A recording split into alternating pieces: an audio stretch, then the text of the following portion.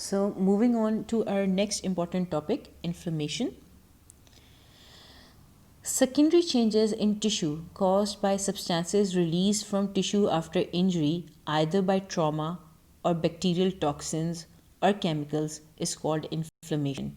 यानी कि जब भी कहीं पर टिश्यू इंजरी होगी, चाहे वो ट्रॉमा की वजह से हो या किसी भी पैथोजन के टॉक्सिन की वजह से हो या किसी केमिकल की वजह से हो, तो वहाँ पर टिश्यू, इंजर्ड टिश्यू से ऐसे सब्सटेंसेस और केमिकल्स रिलीज़ होते हैं जो कि इस टिश्यू के अंदर कुछ सेकेंडरी चेंजेस जैसे कि स्वेलिंग, रेडनेस, हीट और इसके पेन प्रोड्यूस करते हैं, और इन चेंजेस को, इन सेकेंडरी चेंजेस को इन्फ्लेमेशन कहते हैं।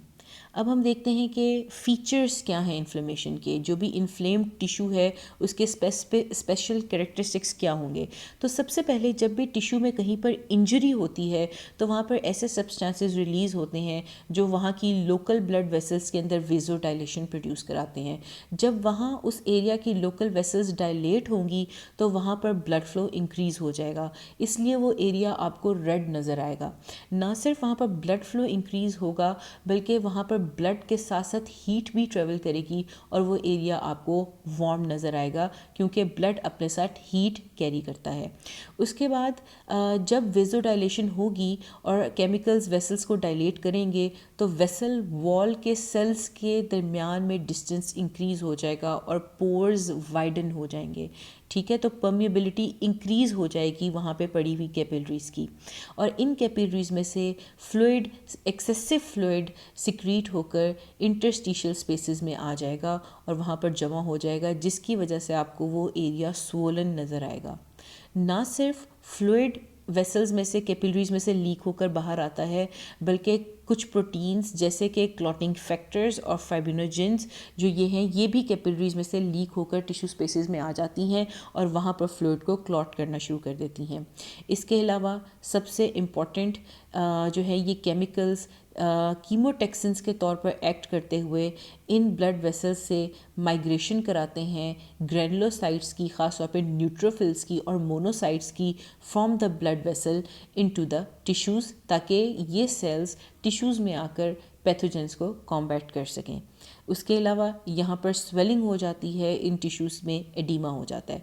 तो अब जो भी इन्फ्लेम्ड टिश्यू होगा उसके कैरेक्टरिस्टिक्स क्या होंगे, वहाँ पे वेज़ोडाइलेशन हुई होगी जिसकी वजह से वहाँ पे ब्लड फ्लो ज़्यादा आएगा और वो एरिया आपको ज़्यादा ब्लड फ्लो की वजह से रेड फील होगा, और क्योंकि ब्लड के साथ हीट ट्रेवल करती है तो ये एरिया आपको वार्म भी फील होगा, और क्योंकि ब्लड वेसल की परमिएबिलिटी इंक्रीज़ हो जाती है तो ब्लड वेसल के अंदर से फ्लूइड लीक होकर इंटरस्टिशियल स्पेसेस में आ जाता है और यहाँ पर स्वेलिंग प्रोड्यूस करता है, जिसकी वजह से ये एरिया आपको स्वोलन भी नज़र आएगा। और क्लॉटिंग फैक्टर्स भी जो है वो लीक करके कैपिलरीज से इंटरस्टिशियल स्पेस में आ जाते हैं और वो क्लॉट करते हैं यहाँ पर पड़े हुए फ्लूइड को। और most important, last but not the least, ये कीमोटेक्सिन्स ब्लड वेसल्स में से ग्रेनुलोसाइट्स, खासतौर पर न्यूट्रोफिल्स और मोनोसाइट्स को भी माइग्रेट करवाते हैं टूवर्ड्स द टिश्यू। उसके बाद हम कुछ मीडिएटर्स देखना चाहेंगे इन्फ्लेमेशन के, कि वो कौन से केमिकल्स हैं जो कि इन्फ्लेमेशन कॉज करवाते हैं। इसमें हिस्टामीन, ब्रेडिकाइनिन, सेरोटोनिन, प्रोस्टाग्लैंडिन और reaction products of complement system, ये वही कॉम्प्लीमेंट सिस्टम है जिसका मैंने पहले जिक्र किया था कीमोटेक्सिस के दौरान, C5a और ऑप्सोनाइजेशन C3b कंपोनेंट का जिक्र किया था। ये वही कॉम्प्लीमेंट सिस्टम है जो जिसके प्रोडक्ट्स इन्फ्लेमेशन कॉज कराते हैं। इसके अलावा क्लॉटिंग सिस्टम के जो प्रोडक्ट्स हैं वो भी इन्फ्लेमेशन कॉज कराते हैं। और लिम्फोकाइंस ऐसी सिक्रीशंस हैं जो कि लिम्फोसाइट्स प्रोड्यूस करते हैं। ये सेल्स ऐसे जो है सिक्रीशंस प्रोड्यूस करते हैं जो कि इन्फ्लेमेशन कॉज कराते हैं, ख़ासतौर पे टी लिम्फोसाइट्स लिम्फोकाइंस प्रोड्यूस करते हैं। फिर उसके बाद एक इम्पॉर्टेंट जो है एस्पेक्ट जो है इन्फ्लेमेशन का, that is वॉलिंग of effect of inflammation. अभी जैसे कि मैंने आपको बताया कि जिस टिश्यू में इन्फ्लेमेशन होती है वहाँ पर वेसल की परमिएबिलिटी इंक्रीज़ होने की वजह से फ्लूइड के साथ साथ फिब्रिनोजन और क्लॉटिंग प्रोटीन्स भी सिक्रीट होकर बाहर की तरफ आती हैं और वहाँ पर जो है ये क्लॉट कर देती हैं फ्लूइड को। इससे क्या फ़ायदा होता है कि वो और पैथोजेंस जो हैं वो वॉल ऑफ हो जाते हैं, उनके इर्द गिर्द क्लॉट से एक वॉल बना दी जाती है ताकि ये पैथोजेंस जो हैं इस साइट से मूव ना कर सकें टूवर्ड्स ब्लड या other sites of the body. तो ये एक जो है प्रोटेक्टिव मैकेनिज़्म है, वॉलिंग ऑफ जो है ये एक प्रोटेक्टिव मैकेनिज़्म है। और ये डिपेंड करता है कि इस वॉलिंग ऑफ की स्पीड कितनी होगी, ये डिपेंड करता है कि कौन सा ऑर्गेनिज़म है और वो टिश्यू इंजरी कितनी ज़्यादा करता है। जो ऑर्गेनिज़म या जो पैथोजन या जो बैक्टीरिया ज़्यादा टिश्यू को इंजर करेगा, टिश्यू इंजरी ज़्यादा करेगा, उसके इर्द गिर्द ज़्यादा तेज़ी से वॉलिंग ऑफ की जाती है और उसको कर्टेल कर दिया जाता है कि वो डिस्पर्स ना हो into the body and into the blood. अब इसको समझने के लिए गाइटन के अंदर दो बहुत अच्छी एग्जांपल्स दी गई हैं, दो बैक्टीरिया की एग्जांपल्स दी गई हैं, एक स्टेफिलोकोकस की और एक स्ट्रेप्टोकोकस की। स्टेफिलोकोकस जो ये बैक्टीरिया है, स्टेफिलोकोकस ऑरियस की आप एग्जांपल ले सकते हैं, ये वो बैक्टीरिया है जो पिंपल्स कॉज करता है स्किन के ऊपर। फिर स्ट्रेप्टोकोकस जो है ये वो बैक्टीरिया है जो कि फेरेंजाइटिस कॉज कर सकता है, रेस्पिरेटरी ट्रैक इन्फेक्शन कॉज कर सकता है, आपको जो है इसमें ये फेरेंजाइटिस कॉज कर सकता है, ये वो बैक्टीरिया है। अब आपका क्या ख्याल है कि इनमें से वॉलिंग ऑफ किसकी ज़्यादा होगी, इसमें से कौन सा बैक्टीरिया है जो कि टिश्यू इंजरी ज़्यादा कराता है? क्या वो बैक्टीरिया जो पिंपल्स कॉज करता है या वो बैक्टीरिया जो फेरेंजाइटिस टॉन्सिलाइटिस कॉज करता है? अगर आपका जवाब स्ट्रेप्टोकोकस है जो कि फेरेंजाइटिस कॉज करता है तो आपका जवाब बिल्कुल गलत है। असल में जो स्टेफिलोकोकस ऑरियस है जो पिंपल्स कॉज करता है वो टिश्यू इंजरी ज़्यादा सिवियर करता है। अब क्योंकि इसकी टिश्यू इंजरी की सेवेरिटी ज़्यादा होती है तो इसका वॉलिंग ऑफ इफ़ेक्ट भी ज़्यादा होता है और बहुत जल्दी इसके इर्द गिर्द क्लॉट से वॉल बना दी जाती है और ये इस स्पीड से वॉल ऑफ किया जाता है कि इसकी प्रोलिफरेशन की स्पीड कम होती है और क्लॉटिंग वॉलिंग ऑफ की स्पीड ज़्यादा होती है। इसका क्या मतलब है कि इतनी जल्दी वो बैक्टीरिया प्रोलिफरेट नहीं कर पाता जितनी जल्दी उसके इर्द गिर्द वॉल बना दी जाती है। हालांकि ये ज़्यादा टिश्यू इंजरी के पोटेंशियल रखता है लेकिन इसकी इसी विरुलेंस की वजह से इसके इर्द गिर्द वॉल बना दी जाती है और ये डिस्पर्स नहीं हो सकता बॉडी के अंदर और ब्लड के अंदर और सेप्टिसीमिया कॉज नहीं कर सकता और ज़्यादा सीरियस कंडीशन नहीं बना सकता। जबकि स्ट्रेप्टोकोकस वो बैक्टीरिया जो कि रेस्पिरेटरी ट्रैक इन्फेक्शंस कॉज करता है उसका rate of tissue injury slow है और उसका रिएक्शन विद टिश्यू स्लो है जिसकी वजह से इसका वॉलिंग ऑफ इफ़ेक्ट, इसके इर्द गिर्द वॉल बनाने का, क्लॉट बनाने का प्रोसेस स्लो होता है। ये इस कदर स्लो होता है कि स्ट्रेप्टोकोकस को टाइम मिल जाता है to proliferate and to disperse into the body और ये ज़्यादा सीरियस कंडीशन कॉज कर सकता है। सो बेटे there is this another important university question जो कि अक्सर प्रॉफ में पूछा जाता है कि what are the lines of defence during inflammation, कि जब कोई टिश्यू इंजरी होती है और कोई फॉरेन एजेंट या पैथोजन टिश्यू के अंदर एंटर होता है तो उसको सबसे पहले किन सेल्स का सामना करना पड़ता है। तो बेटे इसकी एग्जांपल बिल्कुल उसी तरह ली जा सकती है कि जब किसी इंस्टीट्यूट के ऊपर कोई टेररिस्ट अटैक होता है तो अटैक करने वाले इन्वेडर्स को सबसे पहले जिनका सामना करना पड़ता है वो उस इंस्टीट्यूट के गार्ड्स होते हैं जो कि ऑलरेडी वहाँ पर मौजूद होते हैं।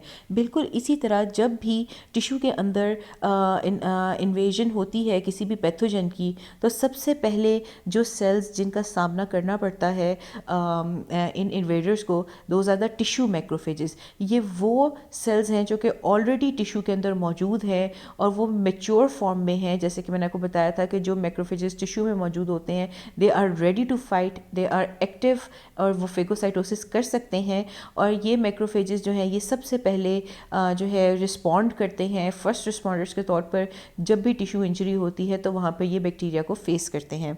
और जैसे कि आपको मालूम है कि जब ये ब्रेन में होंगे तो ये माइक्रोग्लाया कहलाएंगे और लिवर के अंदर होंगे तो कूफर सेल्स कहलाएंगे, स्किन के अंदर होंगे तो हिस्टोसाइट्स कहलाएंगे।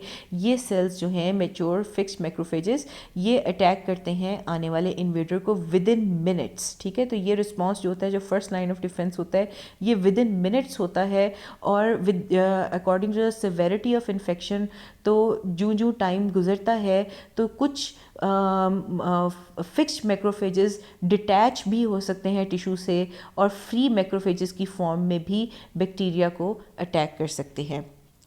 इसके बाद जो सेकेंड लाइन ऑफ डिफेंस होता है that is the neutrophil invasion. ये क्या होता है, जब टिश्यू इंजरी होती है तो वहाँ पर ऐसे केमिकल्स प्रोड्यूस होते हैं जो कि कीमोटेक्सिन्स के तौर पर एक्ट करते हैं और पास पड़ी हुई ब्लड वेसल में से न्यूट्रोफिल्स को जो है अट्रैक्ट करते हैं towards the site of injury. तो सेकेंड लाइन ऑफ डिफेंस जो है वो न्यूट्रोफिल्स हैं।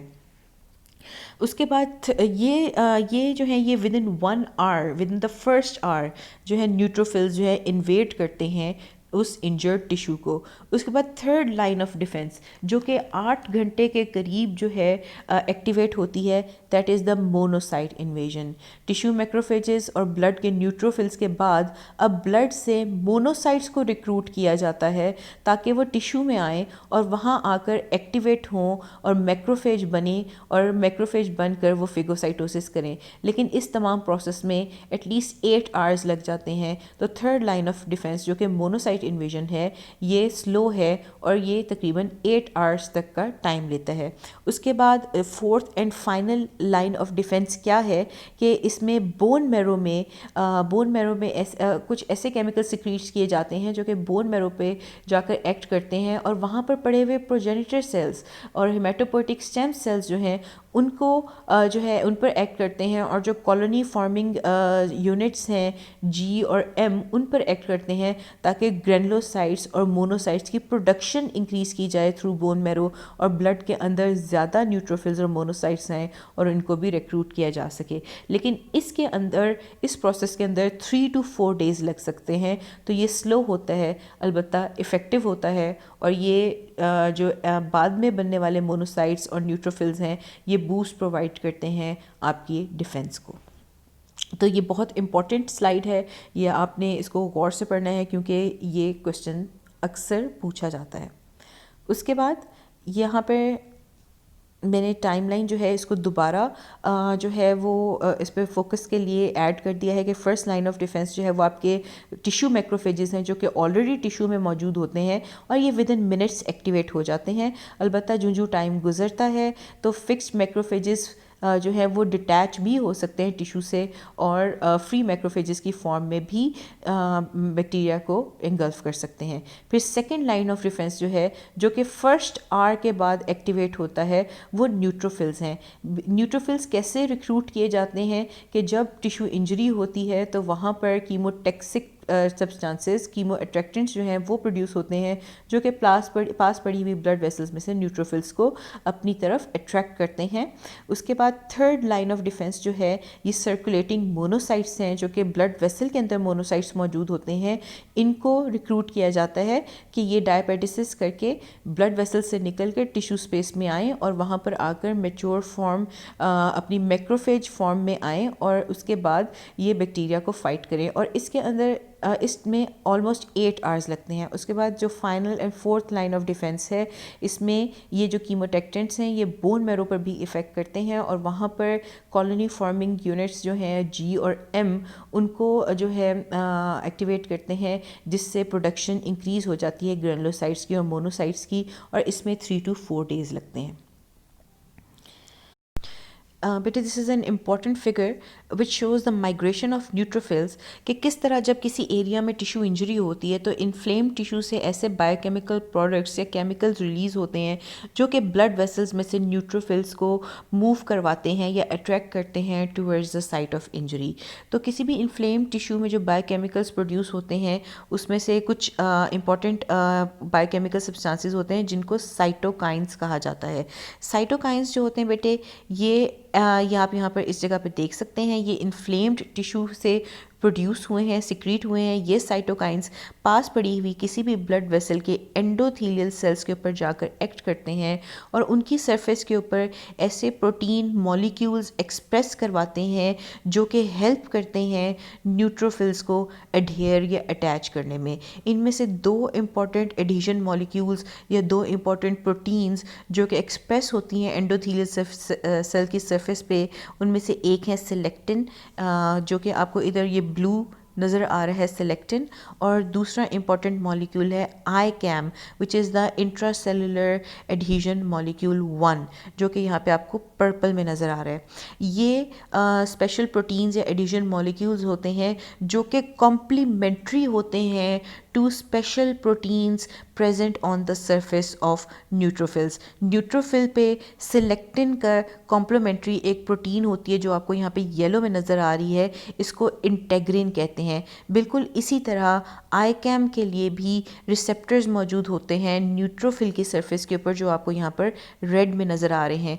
तो जैसे ही ये दो प्रोटीन्स सिलेक्टिन और आईकैम आपके एंडोथीलियम के ऊपर एक्सप्रेस होती हैं तो न्यूट्रोफिल्स जो कि ब्लड फ्लो में ब्लड स्ट्रीम में ट्रेवल कर रहे होते हैं वो आकर इन प्रोटीन्स के साथ अटैच हो जाते हैं through integrins and receptors for ICAM respectively.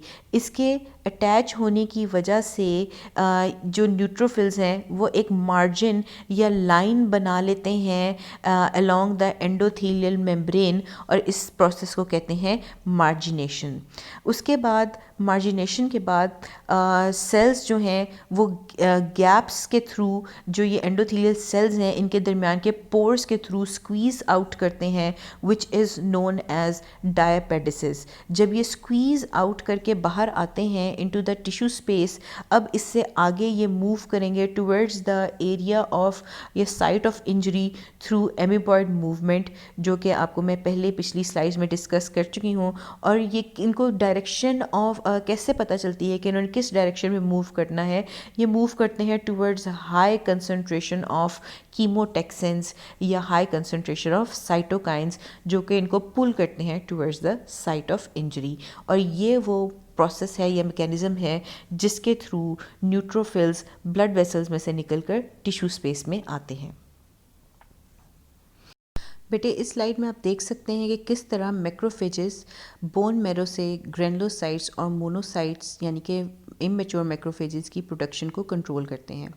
जैसे कि आप जानते हैं कि फर्स्ट लाइन ऑफ डिफेंस जो है वो टिश्यू मैक्रोफेजेस होते हैं और second line of defence neutrophils और third line of defence monocytes होते हैं। जबकि फोर्थ लाइन ऑफ डिफेंस हमने पढ़ा था कि ये बोन मैरो से नए मोनोसाइट्स और ग्रेनुलोसाइट्स की प्रोडक्शन को इंक्रीज़ कराया जाता है ताकि वो ब्लड स्ट्रीम में आकर डिफेंड कर सकें अगेंस्ट पैथोजेंस। तो वो कौन से फैक्टर्स हैं जो कि बोन मैरो से ग्रेनुलोसाइट्स और मोनोसाइट्स की प्रोडक्शन को इंक्रीज़ कराते हैं? ये factors first line of defence के यानी कि एक्टिवेटेड मैक्रोफेजेस की कुछ सिक्रीशंस हैं। इन सिक्रीशंस में पहले नंबर पर ट्यूमर नेक्रोसिस फैक्टर आता है और दूसरे नंबर पर इंटरल्यूकिन 1 आता है और उसके बाद कुछ कॉलोनी स्टिमुलेटिंग फैक्टर्स आते हैं। ये ऐसे सिक्रीशंस हैं कि जो बोन मैरो पर जाकर कॉलोनी फॉर्मिंग यूनिट्स पर एक्ट करती हैं और उनकी प्रोलिफरेशन इंक्रीज़ कराती हैं। सबसे पहले कॉलोनी स्टिमुलेटिंग फैक्टर में हमारे पास CSF-GM आता है जो कि दोनों ग्रेनुलोसाइट्स और मोनोसाइट्स के लिए कॉलोनी स्टिमुलेटिंग फैक्टर के तौर पर एक्ट करता है। उसके बाद हमारे पास दो स्पेसिफिक कॉलोनी स्टिमुलेटिंग फैक्टर्स आते हैं जो कि CSF-G और CSF-M हैं। CSF-G स्पेसिफिकली ग्रेनुलोसाइट्स की प्रोलिफरेशन इंक्रीज़ कराता है जबकि CSF-M स्पेसिफिकली मोनोसाइट्स की प्रोलिफरेशन को इंक्रीज़ कराता है। एक्टिवेटेड मैक्रोफेजेस बोन मैरो पर डायरेक्टली एक्ट करने के साथ साथ बोन मैरो में मौजूद एंडोथेलियल सेल्स, फाइब्रोब्लास्ट और लिम्फोसाइट्स पर भी ट्यूमर नेक्रोसिस फैक्टर और इंटरल्यूकिन 1 के थ्रू एक्ट करते हैं ताकि इन सेल्स से भी कॉलोनी स्टिमुलेटिंग फैक्टर्स प्रोड्यूस कराए जा सकें जो कि बोन मैरो के कॉलोनी फॉर्मिंग यूनिट्स पर एक्ट करें और प्रोलिफरेशन को इन्हांस कर सकें। मैक्रोफेजेस कवर करने के बाद अब हम ग्रैनुलोसाइट्स को बारी बारी डिस्कस करेंगे। अगर आपको याद हो तो मैंने शुरू में एक स्लाइड शो की थी जिसमें ग्रैनुलोसाइट्स और एक ग्रैनुलोसाइट्स के इम्पॉर्टेंट फीचर्स हाईलाइट किए गए थे। अब हम उन्हीं फीचर्स को डिटेल में स्टडी करेंगे और इसके अलावा मेरी कोशिश होगी कि मैं आपको ऐसे सिनेरियोज इंट्रोड्यूस करा सकूं, आपको बता सकूं जो कि प्रॉफ में आपको क्वेश्चंस की सूरत में पूछे जाते हैं। तो सबसे पहले ग्रैनुलोसाइट्स में हम न्यूट्रोफिल्स को डिस्कस करेंगे जो कि WBCs के टोटल 62% बनाते हैं। न्यूट्रोफिल्स के नाम से पता चल रहा है कि ये ऐसे सेल्स हैं जो कि बोथ एसिडिक और बेसिक डाइज को इक्वली अपटेक करते हैं, यानी कि बोथ रेड और ब्लू डाइज को इक्वली अपटेक करते हैं, जिसकी वजह से इनका साइटोप्लाज्म आपको वायलेट या पर्पलिश नज़र आएगा। दूसरा इंपॉर्टेंट फीचर न्यूट्रोफिल्स का ये है कि इनके न्यूक्लियस की 3 से ज़्यादा लोब्स होती हैं और आप इनकी बेसिस पर बहुत ईजीली न्यूट्रोफिल्स को आइडेंटिफाई कर सकते हैं। न्यूट्रोफिल्स के अंदर जो ग्रैन्यूल्स मौजूद होते हैं ज़्यादातर लाइसोसोम्स और पेरोक्सिसोम्स होते हैं जो कि न्यूट्रोफिल्स को फेगोसाइटोसिस करने में हेल्प करते हैं। न्यूट्रोफिल्स ज़्यादातर बैक्टीरियल इन्फेक्शन के अंदर फेगोसाइटोसिस में इफ़ेक्टिव रोल प्ले करते हैं और जब भी बैक्टीरियल इन्फेक्शन होती है बॉडी में तो न्यूट्रोफिल्स का नंबर नॉर्मल से इंक्रीज़ हो जाता है। ऐसी कंडीशन को न्यूट्रोफिलिया कहते हैं। नॉर्मली ब्लड में पर माइक्रोलीटर 4000 न्यूट्रोफिल्स सर्कुलेट कर रहे होते हैं। अगर ये नंबर इंक्रीज़ होकर 15,000 टू 25,000 हो जाए पर माइक्रोलीटर तो हम इस कंडीशन को न्यूट्रोफिलिया कहते हैं। अब इसकी बहुत सी कॉजेज़ हो सकती हैं, जैसे कि कोई भी एक्यूट इन्फेक्शन या इन्फ्लेमेशन, एक्सट्रीम एक्सरसाइज और फटीग की सूरत में भी ब्लड में न्यूट्रोफिल्स का नंबर इंक्रीज़ हो जाता है। हेमरेज में भी ब्लड में न्यूट्रोफिल्स का नंबर इंक्रीज़ हो जाता है। पॉइजनिंग में भी न्यूट्रोफिल्स इंक्रीज़ हो जाते हैं और इसकी वजह टिश्यू इंजरी होती है। सर्जिकल प्रोसीजर्स, ख़ासतौर पे ऐसे सर्जिकल प्रोसीजर्स जिनमें सेप्टिक मेजर्स का ख्याल ना रखा गया हो और बाद में इन्फेक्शन हो जाए सर्जिकल साइट पर, तो ऐसी कंडीशंस में भी ब्लड में न्यूट्रोफिल्स इंक्रीज़ हो जाते हैं। इसके अलावा बॉडी में जब भी कोई फॉरेन ऑर्गेनिज्म या प्रोटीन एंटर होती है तो उसके रिएक्शन के तौर पर ब्लड में न्यूट्रोफिल्स इंक्रीज़ हो जाते हैं। अब ज़्यादातर क्वेश्चन या सिनेरियो इस तरह आता है, ख़ासतौर पे BDS को मद्देनज़र रखते हुए, कि अगर टूथ एक्सट्रैक्शन कराई जाए और किसी क्वैक से किसी शख्स ने टूथ एक्सट्रैक्शन कराई है और स्टरलाइजेशन का ख्याल नहीं रखा गया तो एक्सट्रैक्शन की साइट पर पस मौजूद होने और इन्फ्लेमेशन होने की वजह से वो पेन के साथ कोई पर्सन जो है वो हॉस्पिटल आया है, तो ऐसे शख्स के ब्लड में कौन से वाइट ब्लड सेल्स या सेल्स इंक्रीज होंगे, तो इसका आंसर होगा न्यूट्रोफिल्स और इस कंडीशन को न्यूट्रोफिलिया कहेंगे। इसके अलावा ये भी क्वेश्चन किया जाता है कि किसी शख्स का सर्जिकल प्रोसीजर हुआ और उसके बाद उसकी साइट ऑफ सर्जरी पर पस और इन्फ्लेमेशन मौजूद है, तो ऐसे शख्स के ब्लड में कौन से सेल्स इंक्रीज होंगे, तो वो भी न्यूट्रोफिल्स होंगे। इसके अलावा और किसी भी किस्म की इंजरी, थर्मल इंजरी या केमिकल इंजरी का जिक्र करके और इन्फ्लेमेशन के साइंस बताकर जब भी आपसे क्वेश्चन पूछा जाए तो इसका आंसर न्यूट्रोफिल होता है। उसके बाद दूसरे नंबर पे जो हमारे पास सेल्स आते हैं वो बेजोफिल्स हैं, जो कि वाइट ब्लड सेल के टोटल 0.4% होते हैं। इनके नाम से पता चल रहा है कि ये ऐसे सेल्स हैं जो कि बेजोफिल, बेजो यानी कि बेसिक डाई, और जो कि ब्लू कलर का होता है, और फिल का मतलब है टू लाइक, टू लव। ये ऐसे सेल्स हैं जो कि बेसिक डाई पसंद करते हैं, बेसिक डाई अपटेक करते हैं। इससे हमें ये इन्फॉर्मेशन मिलती है कि बेजोफिल्स का अपना कंटेंट, उनका साइटोप्लाज्म और उनके ग्रैन्यूल्स एसिडिक होते हैं, जिसकी वजह से ये बेसिक डाइस अपटेक करते हैं। और बेसिक डाइस क्योंकि ब्लू होते हैं इसलिए बेजोफिल्स आपको ब्लू स्टेन्ड नज़र आएंगे। बेजोफिल की सरफेस के ऊपर एक एंटीबॉडी अटैच्ड होती है जिसको IgE एंटीबॉडी कहते हैं। बेजोफिल्स और मास्ट सेल्स का जिक्र अक्सर इकट्ठे किया जाता है। अगर आप मास्ट सेल से नावाकिफ़ हैं तो आप ये समझ लें कि जिस तरह बेजोफिल्स ब्लड के अंदर होते हैं उसी तरह मास्ट सेल्स टिश्यू के अंदर होते हैं। इन दोनों के अंदर सेम कंटेंट्स यानी कि हिस्टामिन और हेपरिन वगैरह होते हैं और इन दोनों की ही सरफेस के ऊपर IgE एंटीबॉडी लगी होती है। जब भी कोई स्पेसिफिक एलर्जन, वो पोलन भी हो सकता है और वो कोई केमिकल भी हो सकता है, और वो कोई भी नट या कोई पीनट्स या कोई भी ड्राई फ्रूट या किसी भी किस्म का एलर्जन हो सकता है। और जैसे ही ये एलर्जन बॉडी में एंटर होता है और वो मास्ट सेल की सरफेस पर लगे हुए या बेजोफिल की सरफेस पर लगी हुई आईजीई स्पेसिफिक एंटीबॉडी के साथ अटैच होता है, तो इस एंटीजन एंटीबॉडी कॉम्प्लेक्स के बनने से मास्ट सेल और बेजोफिल जो है वो रप्चर हो जाते हैं और उनके ग्रैन्यूल्स जो हैं वो रिलीज़ हो जाते हैं, जिनमें हिस्टामिन, ब्रेडिकाइनिन, सेरोटोनिन और हेपरिन जैसे केमिकल्स होते हैं। इसके अलावा slow reacting substances of anaphylaxis होते हैं और लाइसोसोमल एंजाइम्स होते हैं। इन सब्सटेंसेस के रिलीज़ होने की वजह से इन्फ्लेमेशन के साइंस प्रोड्यूस होते हैं। ये सब्सटेंसेस लोकल वेसल्स को डायलेट करवाते हैं, जिसकी वजह से वहाँ पे ब्लड फ्लो इंक्रीज़ होता है और वो एरिया रेड और रेज्ड हो सकता है और वार्म होता है, और उसमें से फ्लूइड के सिक्रीशन की वजह से इस एरिया में एडीमा हो जाता है, which is a typical picture of allergic reactions. ये आप देख सकते हैं कि ये ग्रीन एलर्जन जो है जैसे ही वो एंटीबॉडी के साथ अटैच होता है तो बेजोफिल रप्चर हो जाता है और उसमें से केमिकल्स रिलीज़ हो जाते हैं। अब इसका सिनेरियो आपको किस तरह पूछा जा सकता है कि किसी भी ड्रग की एग्जांपल दी जा सकती है जो कि एलर्जी कॉज कर सकता है, या फिर आपको ये कहा जा सकता है कि पोलन्स की वजह से किसी शख्स को एलर्जिक रिएक्शन और उसकी नोज़ और आइज से वाटर जो है वाटरिंग हो रही है, तो ऐसे शख्स के ब्लड में कौन से सेल्स रेज्ड होंगे, या किसी के एस्थमा का जिक्र किया जा सकता है क्योंकि एस्थमा भी एक एलर्जिक कंडीशन है, तो इसके ब्लड में कौन से सेल्स रेज्ड होंगे, या फिर कि ये भी कहा जा सकता है कि बी स्टिंग की वजह से किसी इंसान में एक रिएक्शन शुरू हो गया और इचिंग शुरू हो गई, या किसी इंसेक्ट की बाइट की वजह से इचिंग शुरू हो गई, तो ये भी एलर्जिक रिएक्शन ही होता है और इन कंडीशंस में बेजोफिल्स ही रेज्ड होते हैं। उसके बाद बेटे जो थर्ड सेल हम स्टडी करेंगे दैट इज़ ईओसिनोफिल, और ये 2% होते हैं टोटल वाइट ब्लड सेल्स में से। ईओसिनोफिल्स नाम से पता चल रहा है कि ये ईओसिन को लाइक करते हैं, फिल यानी कि पसंद करते हैं, और यानी कि ये ईओसिन जो कि रेड डाई है उसको अपटेक करते हैं। ईओसिन एक एसिडिक डाई है, तो इससे ये भी आइडिया होता है कि ये जो सेल्स हैं ईओसिनोफिल्स, इनका साइटोप्लाज्म और इनके ग्रैन्यूल्स बेसिक होंगे। ईओसिनोफिल्स के जो फंक्शंस हैं उसमें सबसे पहले वीक फेगोसाइटोसिस आता है। पहले भी जिक्र हुआ था कि जब फेगोसाइटोसिस की बात आए तो आपके माइंड में जो 2 सेल्स पहले आने चाहिए वो न्यूट्रोफिल्स और मैक्रोफेजेस हैं। ईओसिनोफिल्स में भी फेगोसाइटोसिस की एबिलिटी है, लेकिन ये बहुत वीक फेगोसाइटोसिस कर सकते हैं। जो इनका मेजर फंक्शन है वो पैरासिटिक इन्फेक्शन में है। जब भी बॉडी के अंदर कोई पैरासाइट इन्फेस्टेशन करता है या एंटर होता है तो ईओसिनोफिल्स का नंबर बढ़ जाता है। ईओसिनोफिल्स के अंदर बहुत से इन ग्रैन्यूल्स में लाइसोसोम्स और पेरोक्सिसोम्स मौजूद होते हैं।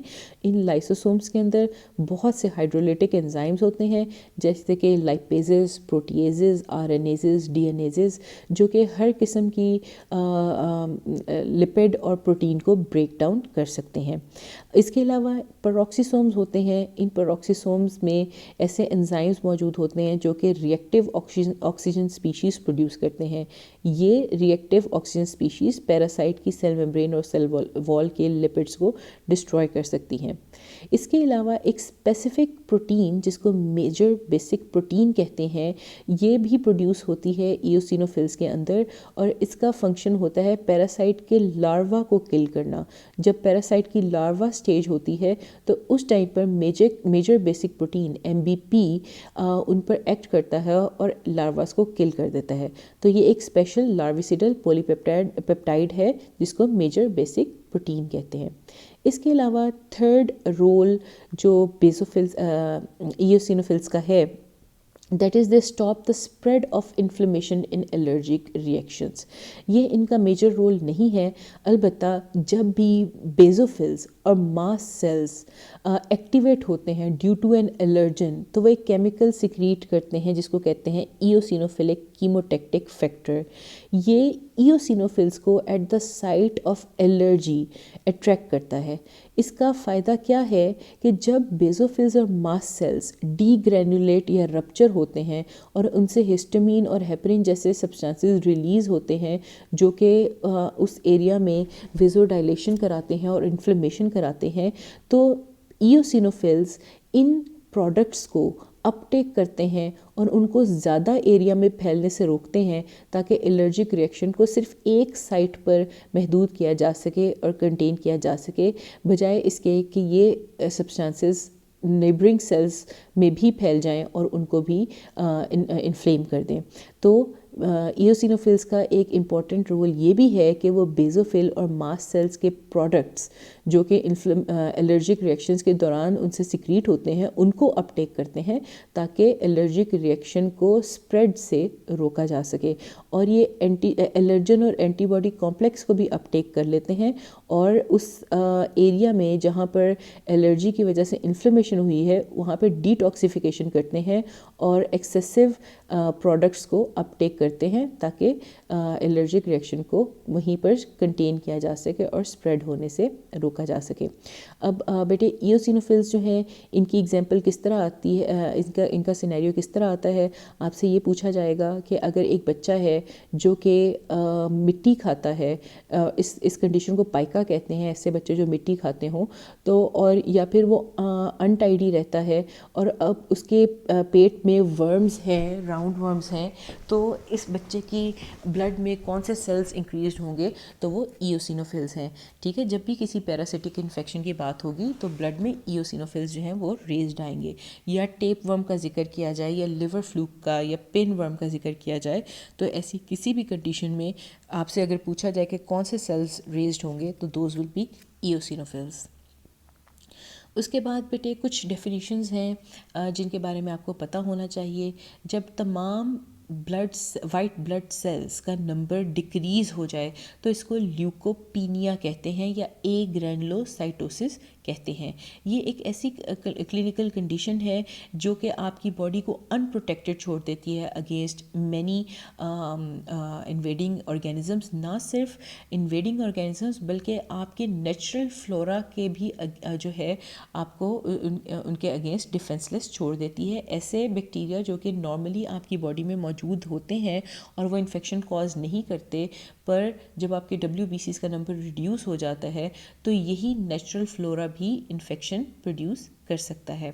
ल्यूकोपीनिया की बहुत सी वजूहात हो सकती हैं, जैसे कि एक्सरेज और गैमा रेस का एक्सपोजर हो तो बोन मैरो सप्रेस हो जाती है और वाइट ब्लड सेल्स जो हैं वो बनना कम हो जाते हैं। इसके अलावा ड्रग्स, ख़ास तौर पे बेंजीन और एंथ्रासीन कंपाउंड्स जो हैं ये भी बोन मैरो को सप्रेस करते हैं और WBCs का नंबर रिड्यूस कर देते हैं। क्लोरामफेनिकोल जो कि एक बहुत कॉमनली यूज्ड एंटीबायोटिक है, और थायोयूरासिल जो कि थायराइड के एक्सेसिव प्रोडक्शन, थायराइड ग्लैंड की एक्सेसिव एक्टिविटी को रिड्यूस करने के लिए ये ड्रग यूज़ होता है। ये भी वाइट ब्लड सेल्स की प्रोडक्शन को सप्रेस कर सकता है। इसके अलावा बार्बिट्रेट्स जो हैं ये भी वाइट ब्लड सेल्स की प्रोडक्शन को सप्रेस कर सकते हैं। फिर क्वेश्चन आता है कि व्हाट आर ल्यूकीमियाज। ठीक है, ये अक्सर क्वेश्चन पूछ लिया जाता है, इसलिए आपको इसके बारे में आना चाहिए, इसकी डेफिनेशन आनी चाहिए। ल्यूकीमियाज जो हैं बेटे ये कैंसरस कंडीशंस हैं जब ये बोन मैरो के या लिम्फोइड टिश्यू के कैंसर्स होते हैं जिनके अंदर WBCs का नंबर इंक्रीज़ हो जाता है, लेकिन ये WBCs एबनॉर्मल होते हैं और इंक्रीज नंबर्स के बावजूद ये अपना फंक्शन प्रॉपरली नहीं करते। और इसमें वजह क्या होती है, कोई भी कैंसर। इसकी दो टाइप्स होती हैं, एक लिम्फोसिटिक ल्यूकीमियाज होते हैं और एक माइलोजिनस ल्यूकीमियाज होते हैं। मैंने आपको इनिशियली भी बताया था कि माइलो का वर्ड जो होता है वह बोन मैरो के लिए यूज़ होता है। अगर ये कैंसर या ये ट्यूमर लिम्फॉइड टिश्यू में मौजूद है तो इसको लिम्फोसिटिक ल्यूकीमिया कहेंगे, और अगर ये बोन मैरो में मौजूद है तो इसको माइलोजेनस ल्यूकीमिया कहेंगे। और जहाँ पर ये ट्यूमर या कैंसर मौजूद होगा ये वहीं पर प्रोड्यूस होने वाले सेल्स को इफ़ेक्ट करेगा। जैसे कि लिम्फॉइड टिश्यू का ट्यूमर लिम्फोसिटिक ल्यूकीमिया सिर्फ बी सेल्स और टी सेल्स की प्रोडक्शन को इफ़ेक्ट करेगा, और ये लिम्फ नोड्स या लिम्फेटिक टिश्यू के अंदर होता है और यहाँ से शुरू होकर पूरी बॉडी में फैल सकता है। और इसमें बी और टी सेल्स जो है वो लार्ज नंबर्स में प्रोड्यूस होंगे, लेकिन इनका फंक्शन जो है वो डिसरप्टेड होगा और ये एक डिजीज कंडीशन होगी। इसके अलावा माइलोजेनस ल्यूकीमियाज जो हैं ये बोन मैरो के अंदर शुरू होते हैं और यहाँ पर प्रोड्यूस होने वाले बेजोफिल्स, इओसिनोफिल्स, न्यूट्रोफिल्स और मोनोसाइट्स को इफेक्ट करते हैं, और यहाँ से शुरू होकर ये पूरी बॉडी में स्प्रेड हो सकते हैं। ल्यूकीमियाज का इफ़ेक्ट क्या होता है बॉडी पर? सबसे पहले तो ये बोन मैरो से और लिम्फ नोड से दूसरी साइट्स पर भी फैल सकते हैं। तो यानी कि मेटास्टेसिस जो है इनका बहुत कॉमन है कि ये अपने साइट ऑफ ओरिजिन से मेटास्टेसाइज करके किसी और टिश्यू में भी फैल सकते हैं। फिर उसके बाद ये जब बोन में अगर ख़ासतौर पे माइलोजेनस ल्यूकीमियाज हैं, जब ये बोन में स्प्रेड करते हैं तो इसकी वजह से बहुत पेन और होती है और बोन जो है वो फ्रेजाइल हो जाती है और इसके फ्रैक्चर्स जो हैं वो बहुत कॉमन हो जाते हैं। इसके अलावा ल्यूकीमियाज जो हैं या किसी भी किस्म के कैंसर जो हैं वो बाकी नॉर्मल और हेल्दी सेल्स के मेटाबॉलिक एलिमेंट्स जो हैं वो अपटेक करते हैं और वो न्यूट्रिशन जो है काइंड ऑफ स्टील करते हैं फ्रॉम अदर हेल्दी और नॉर्मल सेल्स, जिसकी वजह से नॉर्मल सेल्स जो हैं वो डिबिलिटेट कर जाते हैं और उनको न्यूट्रिशन ना मिलने की वजह से डिटीरिएशन हो जाती है नॉर्मल सेल्स की, जिसको केकेक्सिया कहते हैं। केकेक्सिया एक नॉर्मल कैंसरस पेशेंट की लुक होती है जिसमें वो वेस्टेड और बहुत वीक होता है और बोनी लुक होती है। ये किस वजह से होती है कि ल्यूकीमिया या जो कैंसर के सेल्स हैं वो बहुत जल्दी ग्रो कर रहे होते हैं, इसलिए उनको बहुत न्यूट्रिशन की ज़रूरत होती है और ये नॉर्मल और हेल्दी सेल्स से न्यूट्रिशन स्टील करते हैं, जिसकी वजह से वेस्टेड लुक आती है। इसके अलावा पेशेंट्स जो हैं क्योंकि इनके अंदर जो WBCs बन रहे हैं वो नॉर्मल फंक्शन नहीं करते, इस वजह से इन लोगों के अंदर इन्फेक्शंस के चांसेस बहुत ज़्यादा होते हैं। इसके अलावा ये ट्यूमर्स साथ पड़े हुए RBCs के स्टेम सेल्स और RBCs के एरिथ्रोब्लास्ट सीरीज़ को डिस्ट्रॉय करना शुरू कर देते हैं, जिसकी वजह से एनीमियाज भी हो सकते हैं। WBCs के ट्यूमर्स RBCs की प्रोडक्शन को सप्रेस कर देते हैं। इसके अलावा प्लेटलेट्स भी नॉर्मल नहीं बनेंगे तो ब्लीडिंग भी हो सकती है। तो ऐसे पेशेंट्स जो हैं इनमें इन्फेक्शंस, एनीमिया और ब्लीडिंग बहुत कॉमन होती है।